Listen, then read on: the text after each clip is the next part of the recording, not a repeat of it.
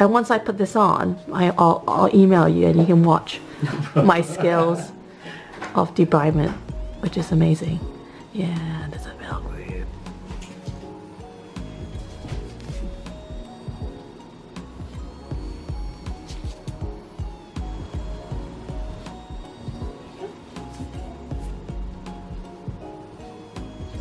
How long have you been married?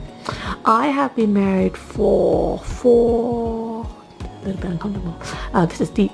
4 years, 2014. And yourself? 2010. Ah, a little bit longer than me. We're both surviving. And just a child, two and a half, right? Yeah, that's right. Oh, girl, boy? A little girl. Oh, girls are better. I think so. Yeah, you think so? I think a lot of friends that have both a girl and a boy, they say to me that they're so glad they had the girl first because they think the boy was simple because they bang their heads against things. They're just more physical, and whereas girls will sit down and contemplate things and read a book. And That's so funny.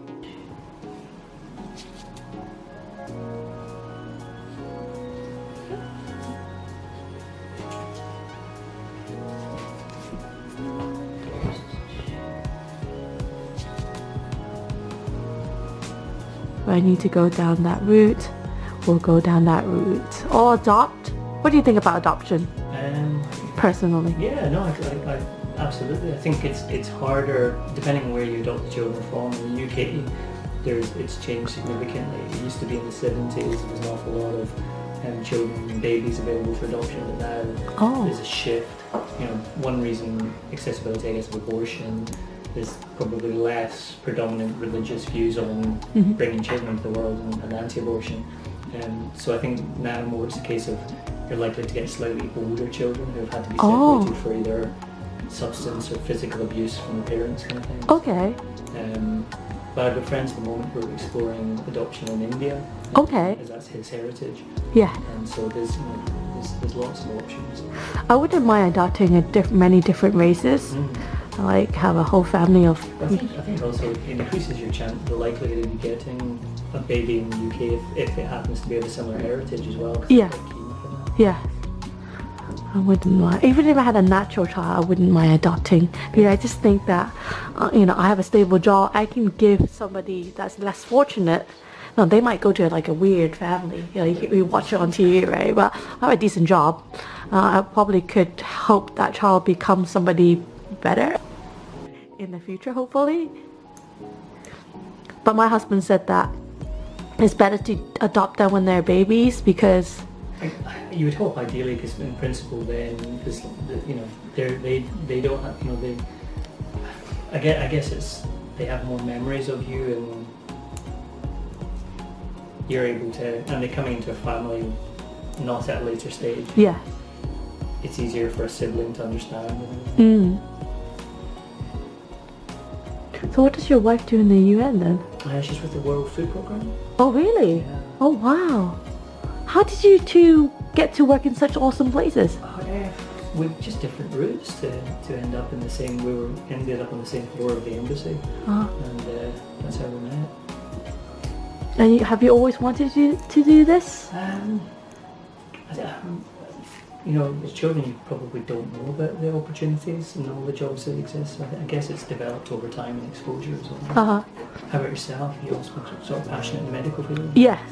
So either it was IT or medical. And I decided, because I was a nice person in high school and I always helped people, so I decided to go into medical. And then I just love medical actually. I'm just going to use a different blade. I have to scoop it out because there is a groove in there actually. This is going to be a little bit uncomfortable. Just bear with me please. And then I did nursing first and then fell into podiatry later on in my life.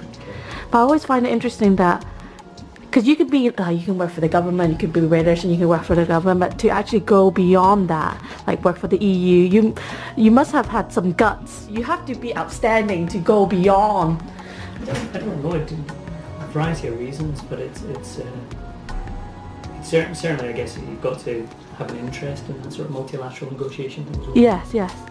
I would not do, but I'll be like, take it all, it's okay. Britain doesn't need it. What tea? You can take it. probably not get that up.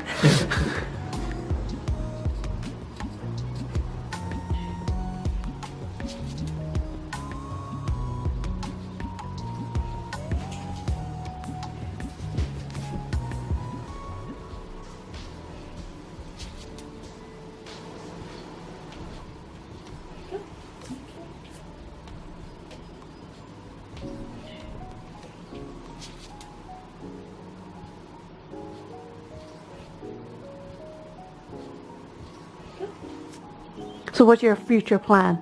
No idea. I think it's going to reflect more around schooling and things like that than it has previously. Okay, that's good. It's a lot of soft play. Yeah. Visits to museums. Oh, just some quality time, I guess. Absolutely. How are you feeling? Is it tender? No, it's okay. Do they scrape quite deeply or not really when they? It normally, you know, again, it's only like so often. I guess the last time I kind of didn't think the orthotics were worth it, and the laser treatment wasn't very successful, so I kind of gave up on it a little bit. Yeah. And then went to someone for a cure and just medical pedicure, and that was the chap in Covent Garden who suggested removal of the nail, which Did he remove permanently or not permanently? it didn't specify.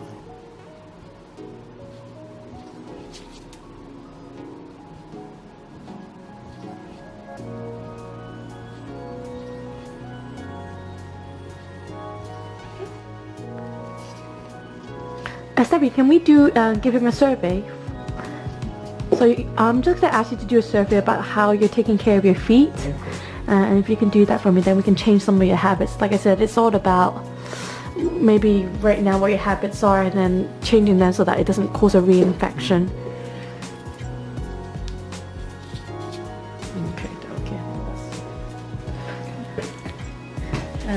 Find the foot down and then creaming it with dark tartan, and then I'm olefin on his nails, and then we're good to go. Okay, so I've taken everything off. Stephanie's just gonna file it down, and then once you finish with that, Stephanie's gonna go through the survey too, and then I'll come back in.